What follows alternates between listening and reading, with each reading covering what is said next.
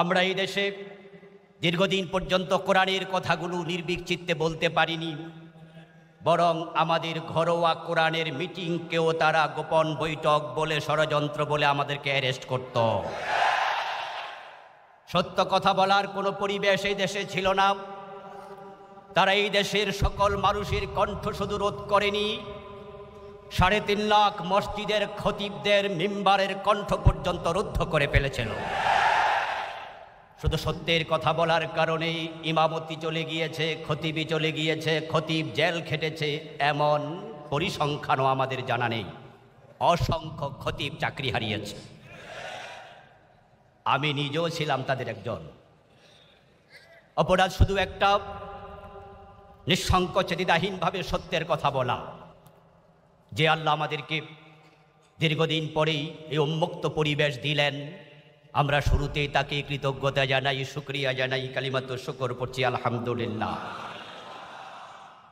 আল্লাহ তাআলা প্রিয় নবী মুহাম্মদ সাল্লাল্লাহু আলাইহি ওয়াসাল্লামকে অনুসরণ করতে আমাদের সকলকে অর্ডার করেছেন, নির্দেশ দিয়েছেন কোরআন মাজিদের অসংখ্য আয়াতে, এবং তিনি বলেছেন ইউহিব্বুকুমুল্লাহ, যদি নবী মুহাম্মদকে তোমরা অনুসরণ করো আল্লাহ নিজে তোমাদেরকে ভালোবাসবেন। আমরা আল্লাহর ভালোবাসার পাত্র হতে চাই, এজন্যই প্রিয় নবীকে আমরা অনুসরণ করি এবং করতে বলি। তার জীবনটাকে আমাদের আদর্শ বানিয়ে আমরা জীবনের বটম থেকে টপ লেভেল পর্যন্ত, রান্নাঘর থেকে সংসদ ভবন পর্যন্ত, ব্যক্তি জীবন থেকে আন্তর্জাতিক বলয় পর্যন্ত সব জায়গায় নবী মুহাম্মদের আদর্শ প্রতিস্থাপনের কথা বলি বলেই আমাদের উপর জুলমের স্টিমরোলার চালানো হয়। আমরা যদি রাসূলুল্লাহ সাল্লাল্লাহু আলাইহি ওয়াসাল্লামের জীবনের আংশিক অনুসরণ করতাম, তাহলে আমাদেরকেও তাদের মতো ফুলের মালাই দেয়া হতো। শুধু টুপি এবং দাড়ির সুন্নাহ পালন করলে সালাম পাওয়া যায়, কিন্তু জিহাদের সুন্নাহর কথা বললে জঙ্গির মামলা নিয়ে জেলখানায় যাওয়া লাগে। অথচ আমার রাসূল সাল্লাল্লাহু আলাইহি ওয়াসাল্লাম টুপি এবং দাড়ির সুন্নাহ যেমন পালন করেছেন, 27টি যুদ্ধে তিনি তলোয়ার হাতে নিয়ে যুদ্ধের মাঠে ঝাঁপিয়ে পড়ে বলেছেন আনান নবিয়্যুল কাযিব আনা ইবনু আব্দুল মুত্তালিব। প্রিয় নবী মুহাম্মদ সাল্লাল্লাহু আলাইহি ওয়াসাল্লাম যেহেতু আমাদের আদর্শ, এজন্য তাকে আমরা শুধু টুপি এবং দাড়িতে অনুসরণ করি না, তাকে মসজিদে ঢোকার সময় ডান পা দিয়ে শুধু অনুসরণ করি না, তাকে আমরা সংসদে বসে রাষ্ট্র পরিচালনার জায়গাতে অনুসরণ করতে চাই। আর যখনই আমরা বলি প্রিয় নবীর সুন্নাহ জীবনের সব জায়গায় লাগবে, রাষ্ট্র যারা চালায় তখন তাদের বুকে কাঁপুনি তৈরি হয়, কারণ তারা জানে নবীর আদর্শ যদি রাষ্ট্রে পরিচালিত হয়, রাষ্ট্রে গিয়ে স্থাপিত হয়, নবীর আদর্শ যদি দেশে প্রতিস্থাপিত হয়, তাহলে সুদী ব্যাংক থাকবে না, সিনেমা হল চলবে না, মদের ব্যবসা করা যাবে না, নর্তকে নিয়ে মদের বারে যারা মদ পান করে লাফাবে 80 বেত্রাঘাত করে পিঠের চামড়া তুলে দেয়া হবে। দেশের টাকা চুরি করে বিদেশে যারা বাড়ি বানাবে তাদের হাত কেটে দেয়া হবে। তারা জানে ইসলামকে যারা পূর্ণাঙ্গ জীবন অনুসরণ করে তারা রাসূলের আদর্শ মানার কারণেই কোনো জায়গায় কোনো অন্যায় সহ্য করে না। রাসূলুল্লাহ সাল্লাল্লাহু আলাইহি ওয়াসাল্লামের আদর্শের কথা বলতে যাওয়া খুবই কঠিন একটি কাজ। তবে হ্যাঁ, যদি সেটা সুবিধা মতো বলা হয়, মুস্কি হাসি দেয়া সুন্নাত, খাবার গ্রহণ করার পরে মিষ্টি খাওয়া সুন্নাত, 5 ওয়াক্ত নামাজের ওযুর সময় মেসওয়াক করা সুন্নাত, পাগড়ি মাথায় দেয়া সুন্নাত, টুপি মাথায় দেয়া সুন্নাত। আপনাকে কেউ কোনোদিন মারতে আসবে না, বরং এমন সুন্নাহর অনুসারী পীরদের হাদিয়া বেড়ে যায়, খেয়ে খেয়ে গর্দান মোটা হয়ে যায়, ফুলের মালার অভাব হয় না। কিন্তু রাসূলুল্লাহর পূর্ণাঙ্গ জীবনের কথা যারা বলে তারা নিজের বাড়িতে ঘুমাতে পারে না। দীর্ঘ 15টি বছর এমন কিছু মানুষ আল্লাহর এই জমিন বাংলাদেশে বাড়ি ছাড়া, ঘর ছাড়া ছিল, যে মানুষগুলো দোকানে বাকি খেয়ে টাকা দেয়নি এমন অভিযোগ কেউ কোনোদিন করেনি।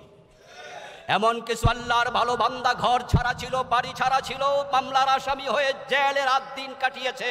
যেই মানুষগুলো কাউকে কষ্ট দিয়ে কথা বলে না, ফাঁকিবাজি করে না, মিথ্যা বলে না, সুদ খায় না, ঘুষ খায় না, একজন মানুষ হিসাবে সবাই বলে ভালো মানুষ, কিন্তু তারপরও সে জঙ্গির মামলায় আসামি, জেলখানার কয়েদি, ফাঁসির কষ্টে যেতে হয়, কারণ একটা নবী মুহাম্মদকে সব জায়গায় মানার কথা বলে বটে।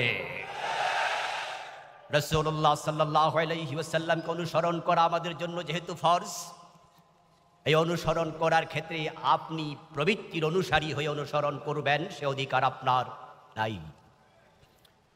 এই জন্য আল্লাহ তাআলা আমাদেরকে বলেছেন উদখুলু ফিস-সিলমি কাফা, তোমরা ইসলামে প্রবেশ যখন করেছো আংশিক নয়।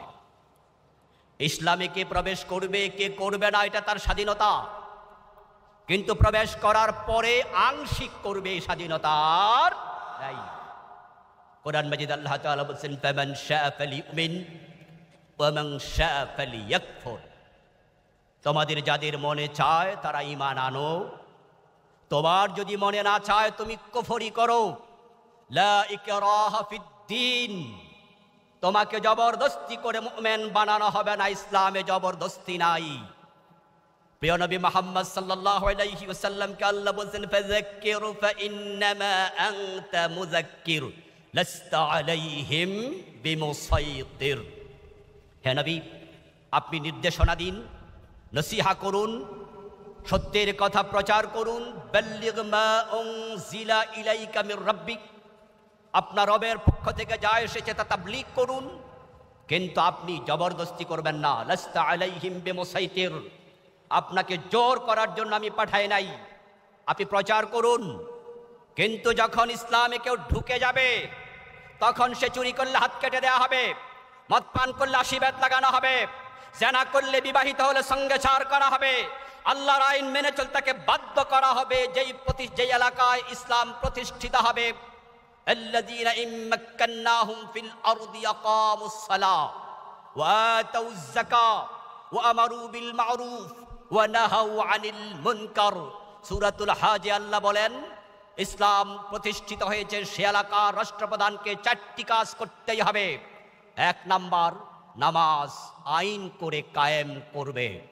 ইমাম আবু হানিফা, ইমাম শাফি, ইমাম মালিক, ইমাম আহমদ ইবনে হাম্বল রাহিমাহুমুল্লাহ, সাইর ইমাম ইত্তেফাক হয়ে ফতোয়া দিয়েছেন, যদি নামাজ ফরজ বালেগ ব্যক্তি নামাজ না পড়ে তাকে আইনের আওতায় আনতেই হবে, তাকে জেলে পুরে দিয়ে তারপরে নামাজ পড়তে অভ্যস্ত করতে হবে। ইমাম শাফি রাহিমাহুল্লাহ বলেছেন জেলে দেওয়ার আগে বেত্রাঘাত করতে হবে, নামাজে অভ্যস্ত হওয়ার আগ পর্যন্ত জেল থেকে ছাড়া যাবে না। ইসলাম গ্রহণ করার পরে আপনি সুবিধাবাদী হওয়ার সুযোগ নেই। উদখুলু ফিস-সিলমি কাফা, ইসলামে আপনাকে পরিপূর্ণ ঢোকার জন্য আল্লাহ অর্ডার করেছেন। আপনাদের কাছে আমার প্রশ্ন, প্রিয় ভাইয়েরা, রাসূলুল্লাহ সাল্লাল্লাহু আলাইহি ওয়াসাল্লাম মদিনায় যখন ইসলামী রাষ্ট্র প্রতিষ্ঠিত করেছেন, উনার প্রতিষ্ঠিত ইসলামী রাষ্ট্রে ইসলাম কি আংশিক প্রতিষ্ঠিত ছিল না পূর্ণাঙ্গ? ইসলাম ধর্ম হিসাবে আংশিক না পূর্ণাঙ্গ? তাহলে বাংলাদেশে 53 বছর চলে গেল, এই দেশে চুরি করলে হাত কাটা হয় না, ডাকাতি করলে শুলে দেওয়া হয় না, জেনা করলে পাথর মারা হয় না, অবিবাহিত জেনাকারীকে 100 বেত্রাঘাত করা হয় না, মদ পান করলে 80 বেত দেওয়া হয় না। হযরত ওমর নিজের ছেলে আবু শামাকে পর্যন্ত রেহাই দেননি। প্রিয় নবী সাল্লাল্লাহু আলাইহি সাল্লাম বলেছেন আমার মেয়ে ফাতেমা চুরি করলে আমি তার হাতটাও কেটে দেব। এই যদি রাসূলের ইসলাম হয়, তার 53 বছরের বাংলাদেশে অর্ধেক ইসলাম চলছে, এটা দেখে কোনো মুসলমান ঘুমাতে পারে না, নীরব থাকতে পারে না। ইসলাম পূর্ণাঙ্গ প্রতিষ্ঠিত হওয়ার আগ পর্যন্ত কাতিলুহুম হাত্তা লা তাকুনা ফিতনা ওয়া ইয়াকুনা দ্বীনু কুল্লুহু লিল্লাহ। আল্লাহ বলে দিন পরিপূর্ণ আল্লাহর জন্য সাব্যস্ত হওয়ার আগে চুপ থাকতে পারবে না, প্রয়োজনে জিহাদের ময়দানে ঝাঁপিয়ে পড়তে হবে।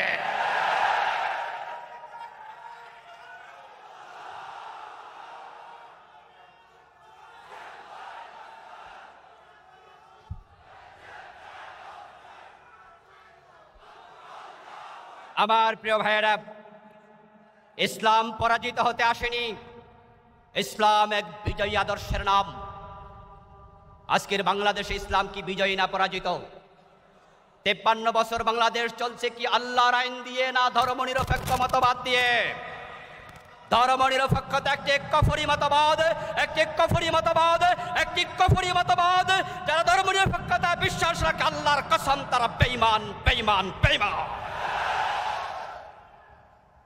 সমাজে 53টি বছর সে কুফরি মতবাদ প্রতিষ্ঠিত। একজন মুসলিম হয়ে আপনি ঘুমান কিভাবে? আপনার ঘুম আসে কিভাবে?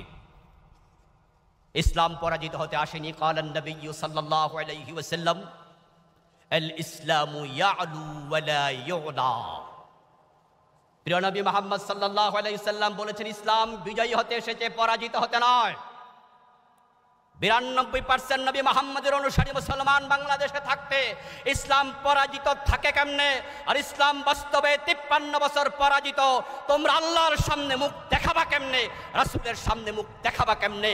তাই যারা হাস্যোজ্জ্বল প্রিয় নবীর চেহারা মোলাকাত করতে চায়, তাদেরকে দিন প্রতিষ্ঠিত হওয়ার আগ পর্যন্ত 1 সেকেন্ডের জন্য থেমে থাকা যাবে না।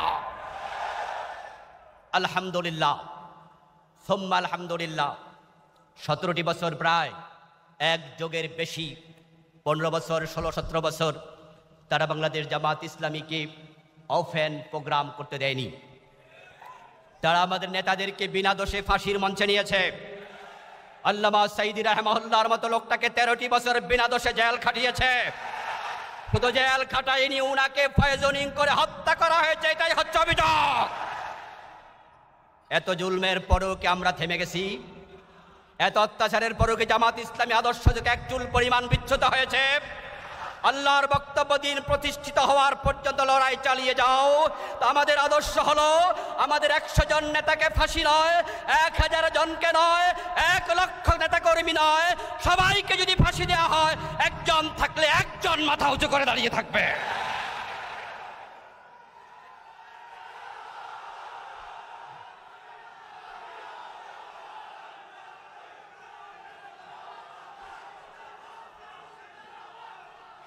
প্রিয় দিনী ভাইরা, রাসূলুল্লাহ সাল্লাল্লাহু আলাইহি ওয়াসাল্লাম উনি আমাদেরকে বাস্তব জীবনে দেখিয়ে গিয়েছেন। মদিনা নামক রাষ্ট্রে উনি কি শাসিত ছিলেন না শাসক ছিলেন? পরাজিত অবস্থায় ছিলেন না বিজয়ী ছিলেন? মক্কার লোকেরা ওনাকে অফার করেছিল, মুহাম্মদ তুমি তো আমাদের আত্মীয়, আমাদের ভাতিজা, কিছুদিন তুমি আমাদের ধর্ম মানো, কিছুদিন তোমার ধর্ম আমরা মানি। আল্লাহর হাবিব দেখলেন, যদি আমি 1 মাস তাদেরটা মানি, ওই 1 মাস কি আমি বিজয়ী না পরাজিত? 1 মাস আমি যখন আমারটা চালাবো, তারা আমাকে মানবে, তখন আমি 1 মাস বিজয়ী। কিন্তু পরের মাস যখন আসবে বাই রোটেশন, ওই মাস তো আমি পরাজিত। আর আল্লাহ তো কোনো নবীকে পরাজিত হতে পাঠান নাই। যে 1 মাস তিনি থাকবেন না নেতৃত্বে, সে 1 মাস নেতা থাকবে আবু জাহেল। এই জন্য প্রিয় নবীজি চুপ ছিলেন, কোনো জবাব দেননি। আল্লাহ তাআলা আরশে আজিম থেকে, লৌহে মাহফুজ থেকে জবাব দিয়েছেন, লাকুম দীনুকুম, না তোমাদেরটা আমি মানি না, তোমাদের ধর্ম তোমরা মানতে থাকো, এর সাথে আমার কোনো সম্পর্ক, আমারটা আমার আলাদা। আল্লাহর হাবিবকে আল্লাহ নেতৃত্বের আসনে বসিয়েছেন, শুধু রাসূল মুহাম্মদকে নয়, অতীতের কোন নবীকে আল্লাহ তাআলা পরাজিত হতে পাঠাননি। কোন শাসকের অধীনে থেকে ইসলাম প্রচার করতে পাঠাননি। আল্লাহর বক্তব্য, জাআলনাহুম আইম্মাতান ইয়াহদুনা বিআমরিনা ওয়া আওহাইনা ইলাইহিম। আল্লাহ বলছেন, আমি তাদের প্রতি ওহী নাজিল করেছি। ওয়া জাআলনাহুম আইম্মাহ, আমি আল্লাহ সব নেতাকে, সব নবীকে নেতা বানিয়েছি। আইম্মা শব্দটি ইমাম শব্দের বহুবচন। ইমাম শব্দের অর্থ কি? আল্লাহ বলছেন, ওয়া জাআলনাহুম আইম্মাহ, আমি নবীদেরকে নেতা বানিয়েছি। এই জন্য প্রিয় নবীজি বলেছেন, শোনো, মদিনার আমি একাই প্রেসিডেন্ট নই, আমি একাই সমাজে নেতৃত্ব দিচ্ছি না। কানাত বানু ইসরাঈল তাসুসুহুমুল আম্বিয়া। সহিহ বুখারীর হাদিসটি ভূমিকাতে আমি পড়েছিলাম। প্রিয় নবী সাল্লাল্লাহু আলাইহি সাল্লাম বলেন, বানি ইসরাঈলে যত নবী ছিল, ওই নবীরা প্রত্যেকে ছিল সিয়াসাতওয়ালা। তাসুসুহুমুল আম্বিয়া, সিয়াসায়াসুসু শব্দের অর্থ হচ্ছে নেতৃত্ব দেয়া। এখান থেকে সিয়াসাত, সিয়াসাত শব্দের অর্থ রাজনীতি। নবীরা প্রত্যেকে ছিলেন রাজনীতিবিদ। সহিহ বুখারীর হাদিস। প্রিয় ওলামায়ে কেরাম, আপনাদের থেকে যখন শুনি ইসলামে রাজনীতি নাই, আপনাকে যখন দেখি গর্ব ভরে পরিচয় দেন, আমি কোনো রাজনীতি করি না, আপনি পীর হয়ে পরিচয় দেন, আপনি রাজনীতি করেন না, আপনি খতিব হয়ে পরিচয় দেন, রাজনীতি করেন না, আপনি বক্তা হয়ে পরিচয় দেন, রাজনীতি করেন না। অথচ আল্লাহ নবী বলছেন যে অতীতের নবীরা সবাই রাজনীতিবিদ ছিল, দাঈ ছিল, শাসক ছিল, আইম্মা ছিল। আর আপনি তাদের আদর্শ থেকে সরে গিয়ে গর্ব ভরে পরিচয় দেন কেমনে? আপনার তো লজ্জা পাওয়া উচিত। আপনি সুবিধাবাদী, কারণ আপনি জানেন যে আপনি কোনো রাজনীতি করেন না, এটা বললে সব দলের লোক হাদিয়া দেবে। এবং যে আলেমরা, যে খতিবরা, যে বক্তারা, তাদের সাথে আমরা চলি। আমি বিনয়ের সাথে বলছি, জাস্ট আপনাকে একটু বুঝার জন্য, বুঝ দেওয়ার জন্য, অথবা আমার থেকে আপনি একটু শুনুন, বুঝ না নিলে কিছু করার নেই, শুধু শুনতে তো পারেন। প্রিয় ভাই, আপনি যখন বলবেন আমি কোনো দল করি না, তখন আপনার নামে বাংলাদেশে মামলা হওয়ার কোনো সম্ভাবনা। আমরা দেখতাম এই 5ই আগস্টের বিপ্লবের আগে, গত বছর, তার আগের বছর, একজন বাংলাদেশের খুব জজবাওয়ালা বক্তা, উনি তার বিভিন্ন মাহফিলে রাজনৈতিক ওয়াজ করতেন, খুব শক্ত কথা বলতেন, কিন্তু আবার শেষ দিকে বলে দিতেন আমি কোনো রাজনীতি করি না, তবে রাজনীতি শিখাই। আমি গবেষণা করতাম যে এই লোকটা এত রাজনৈতিক বক্তৃতা দেয় কিন্তু রাজনীতি করি না এই কথা কেন বলে। তখন বুঝতাম কারণ এই কথা বললে নিরাপদে থাকা যায়। প্রতিপক্ষ তখন তাকে আর দুশ্মন মনে করে না, প্রতিযোগী মনে করে না, পিছনে ঠেলে আর দেয় না। আমরা এই সব কিছুর মুখে সামনে গিয়ে বলি যে আমি রাজনীতি করি, আমি খতিব, আমার মিম্বার চলে যাক, কিন্তু রাসূলের রাজনীতির আদর্শ থেকে আমি সর্বনাম। আমাকে জেলে দেয়া হবে, ফাঁসি দেয়া হবে, তার আদর্শ থেকে আমি চুল পরিমাণ সর্বনাম। আমার রাসূল বলে কানাত বানু ইসরাঈল তাসুসুহুমুল আম্বিয়া, বনি ইসরাঈলের নবীরা রাজনীতিবিদ ছিলেন, শাসক ছিলেন। কুল্লামা হালাকা নবিয়্যুন খালাফাহু নবী, যখনই একজন নবী মরে যেতেন, ইন্তেকাল করতেন, আল্লাহ তার জায়গায় আরো একজনকে দায়িত্ব দিতেন। দুঃখের কথা কি জানেন? বিভ্রান্তি আজকে শুধু ধর্মনিরপেক্ষতাবাদীরা ছড়াচ্ছে না, আমরা যখন বিভ্রান্তি কিছু আলেমদের মুখ থেকে শুনি তখন বেশি কষ্ট পাই। আলেম হয়ে বলছে রাষ্ট্রে ইসলাম কায়েম করতে হবে, এটা কি আদৌ জরুরি? আশ্চর্য হবেন, গতকাল আমার হোয়াটসঅ্যাপে একজন ভাই ভয়েস মেসেজ পাঠালেন, কুষ্টিয়া ইউনিভার্সিটির বর্তমান রানিং ছাত্র। ওস্তাদ, আমি কিছু প্রশ্নের উত্তর জানতে চাই। তার বয়স শুনে আমি বললাম যে ওকে, তুমি কি প্রশ্ন জানতে চাও আমাকে ভয়েসে জানাও, আমি জবাব দেবো ইনশাআল্লাহ যদি আমার জানা থাকে। সে ঠিক এই প্রশ্নটাই করলো যে আমরা তো কোনো কোনো আলেমের মুখ থেকে শুনি ইসলামের রাষ্ট্র কায়েম করা আদৌ কি আবশ্যক?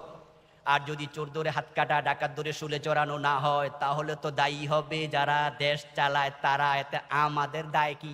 তো আমরা এত ঝুঁকি নিতে যাব কেন? আমি আশ্চর্য হলাম, ইসলামী রাষ্ট্র কায়েম করা ফরজ, এই প্রশ্ন আলেম কিভাবে করে, জাহেল করতে পারে? কারণ রাসূলুল্লাহ সাল্লাল্লাহু আলাইহি সাল্লাম নিজে একটি ইসলামী রাষ্ট্র প্রতিষ্ঠিত করে 10 বছর নিজে দেশ চালাইয়া চোখে আঙ্গুল দিয়া জাতিকে দেখাইয়া গেছে। আবু বকর, ওমর, ওসমান, আলী রাদিয়াল্লাহু তাআলা আনহুম 30টা বছর আল খিলাফাতু আলা মিনহাজিন নবুওয়া, রাসূলকে অনুসরণ করে টপ টু বটম পুরা ইসলামী রাষ্ট্র চালাইছে 30 বছর। আর তুমি প্রশ্ন করছো ইসলামী রাষ্ট্র কায়েম করা কি আদৌ জরুরি? তাহলে তোমার আদর্শ নবী মুহাম্মদ থাকলো কেমনে? যারা নবী মুহাম্মদকে আদর্শ মনে করে রাসূলের মতো ইসলামী রাষ্ট্র প্রতিষ্ঠার জন্য তারা ঝাঁপিয়ে পড়বে। যারা সাহাবায়ে কেরামকে তাদের অনুসরণীয়, অনুকরণীয় মনে করে, মা আনা আলাইহি ওয়াসহাবি, রাসূল এবং সাহাবাদের পথে থাকলে জান্নাত পাওয়া যায়, এই হাদিস যারা মানে তারা তো সাহাবায়ে কেরামের মতো, ওমরের মতো রাষ্ট্র প্রতিষ্ঠার জন্য পাগল পারা হয়ে যাওয়ার কথা। আল্লাহ কোরআনে বলেছেন আকিমুদ্দিন ওয়ালা তাতাফাররাকু ফি, আপনি দিন কায়েম করুন, তোমরা দিন কায়েম করো, এ ব্যাপারে বিচ্ছিন্ন হইও না। আচ্ছা, দিন কায়েম করো, আচ্ছা দিন বলতে কাকে বুঝায়? ইসলাম ছাড়া আর কোনো দিন আছে? ইন্নাদ দীনা ইনদাল্লাহিল, দিন তো শুধু আল্লাহর কাছে একটাই, সেটার নাম। তাহলে আন আকিমুদ্দিন, দিন শব্দের জায়গায় আবার ইসলামকে রিপ্লেস করুন, অর্থ দাঁড়াবে আন আকিমুল ইসলাম। অন্য আয়াতে আল্লাহ বলছেন ওয়ামাই ইয়াবতাগি গায়রাল ইসলামি দীনান ফালান ইউকবালা মিনহু, ইসলামকে বাদ দিয়ে যদি কেউ ভিন্ন দিন তালাশ করে সেটা নেওয়া হবে না, গ্রহণযোগ্য হবে না। তাহলে ইসলাম একমাত্র দিন যদি হয়, আল্লাহ বলে দিন ইসলাম কায়েম করো। আবার আপনি বলবেন যে এটা কি ফরজ? তো আল্লাহ বললে কি হয়, নফল হয়? আজীব তো, আল্লাহ বলছে ইসলাম কায়েম করো। রাসূলুল্লাহ সাল্লাল্লাহু আলাইহি সাল্লাম মক্কায় 13টি বছর চাইলেন, দিন কায়েম করার কোনো পরিবেশ ছিল না, কারণ মক্কার সংসদ ভবন দারুন নাদওয়াতে কোরআন নিয়ে ঢুকতে আবু জেহেলরা অনুমতি বরং তারা নিজেরা সিদ্ধান্ত নিয়েছিল, লা তাসমাউ লিহাদাল কুরআনি ওয়ালগাউ ফীহি লাআল্লাকুম তাগলিবুন। কোরআন তো মক্কায় সংবিধান হয়ে আসবেই না, দারুন নাদওয়ায় ঢুকবেই না, বরং তোমরা যেখানে কোরআন তেলাওয়াত হয় শুনতেও যাবে না। লা তাসমাউ লিহাদাল কুরআন, কোরআন শুনতে যেও না। ওয়ালগাউ ফীহি, বরং সেখানে গন্ডগোল লাগায়া দাও। এই আয়াতের সাথে আবু জাহেলদের চরিত্রের সাথে বিগত পতিত স্বৈরাচারের চরিত্রের 100% মিল ছিল। তারা বলেছিল কোরআন শুনতে যেও না, যেখানে কোরআন আলোচনা হবে গন্ডগোল লাগাইয়া দাও। আপনারা বলুন তো, গত 15 বছরে কোরআনের মাহফিলে গন্ডগোল ছিল কিনা? আমরা মাহফিল করতে গেলেই আমরা করতাম ওয়াজ, আর আমাদেরকে ওয়াজের আগে করতো ওয়াশ। ডান পাশে একজন কানে বলতো, হুজুর দেখেন কিন্তু সাবধানে কথা কয়েন। বাম পাশ থেকে আরেকজন বলতো, হুজুর রাজনীতির ওয়াজ করা। আয়োজক বলতো, হুজুর আপনি তো কইয়া চলে যাবেন, আমাদের পিঠের চামড়া থাকবে না। আশ্চর্য, হক কথা বলা যাবে না, ওদের অনুমতি নিতে হবে। ডিসির কাছে যাও, এসপির কাছে যাও, ওসির কাছে যাও, টেওনোর কাছে যাও, নেতার কাছে যাও। যেই পাতি নেতা সূরা ফাতিহা জানে না তাকে সভাপতি বানাতে হবে, না হয় মাহফিল হবে না। হক কথা বলার পরিবেশ বন্ধ করে দিয়েছিল মক্কায়, যেমন আবু জাহেলরা করেছিল। সেই আবু জাহেলকে আল্লাহ তাআলা যেমন বদরের যুদ্ধের দিন লাঞ্ছিত করেছেন, ঠিক আলহামদুলিল্লাহ আল্লাহর কোরআনের বক্তব্য, ইন্নাহু লা ইউফলিহুজ জালিমুন ওয়ালা তাহিনু ওয়ালা তাহজানু ওয়া আনতুমুল আ'লাউনা ইন কুনতুম মুমিনিন। হতাশ হইও না, হীনবল হইও না, তোমরাই বিজয়ী হবে যদি মুমিন হতে পারো। আলহামদুলিল্লাহ 5ই আগস্ট বিজয়ের কিঞ্চিত আমরা দেখেছি। ইমানদাররা যখন রাস্তায় আছে, চূড়ান্ত বিজয় আমাদেরই হবে ইনশাআল্লাহ। ইনশাআল্লাহ সময় আসছে।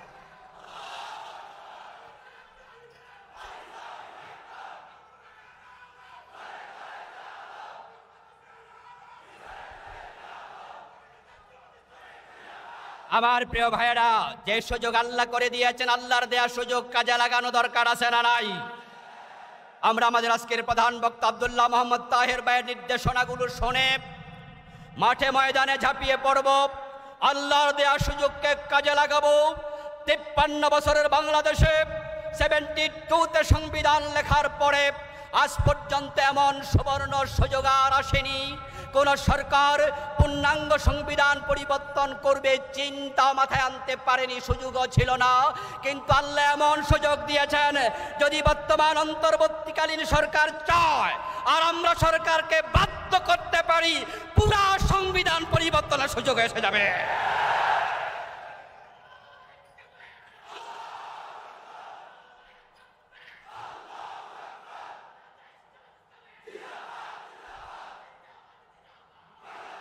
আমার ভাইয়ের, আল্লাহ সুযোগ দিয়েছেন। গণভোটে যদি জাতি রাজি হয়ে যায়, তাহলে জাতি যদি রাজি হয়, সরাসরি আল্লাহর কোরআনকে সংবিধান ঘোষণা করা যাবে। সে পরিবেশে আমরা যেতে পারবো কিনা জানি না, কিন্তু সুযোগ এসে গেছে। সুযোগ কাজে লাগাতে হবে। আন্তর্জাতিক বিশ্বকে মেসেজ দিতে হবে। আমাদের নেতারা ইতিমধ্যে দিয়েছেন। আমাদের আব্দুল্লাহ মোহাম্মদ তাহের ভাই, ডাক্তার শফিকুর রহমান আমাদের আমিরে জামাত, দুজনের বিভিন্ন সাক্ষাৎকার মিডিয়ায় দেখেছেন। আলহামদুলিল্লাহ, আলহামদুলিল্লাহ, আলহামদুলিল্লাহ, আমরা এমন একজন আমির পেয়েছি, এমন কয়েকজন নায়েবে আমির দায়িত্বশীল পেয়েছি, যাদের ভূমিকার কারণে এই দেশে জামাত ইসলামী 100 বছর এগিয়ে গেছে। হিন্দু, বৌদ্ধ, ইহুদি, খ্রিস্টান, মুসলিম, অমুসলিম সবার অন্তরে জামাতের প্রতি একটা আশার জাগরণ হয়েছে। সেজন্য প্রয়োজন আমাদের যথাযথ ভূমিকা পালন করা। আলেমদের ঐক্যবদ্ধ হওয়া লাগবে। আমি আমার কথার শেষ দিকে চলে আসলাম। তাহের ভাইয়ের কাছে মাফ চাচ্ছি, উনার সামনে এত কথা বলে বেয়াদবি হয়ে যাচ্ছে কিনা।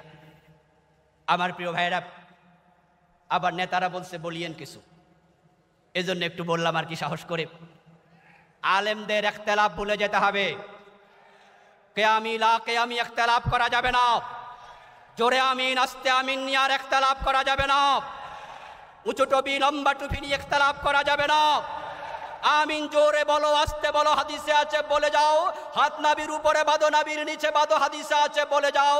সবার দলিল যেহেতু কোরআন এবং সুন্নাহ, সুতরাং ইসলাম কায়েমের ব্যাপারে সব আলেম ঐক্যবদ্ধ হওয়া লাগবেই, হওয়া লাগবেই, হওয়া লাগবে। আলেমরা এক হয়ে গেলে জালেমরা লেজ তুলে পালিয়ে যাবে। শাহজালালের বাংলায় জালেমদের ঠাঁই নাই, শাহজালালের বাংলায় স্বৈরাচারের ঠাঁই নাই।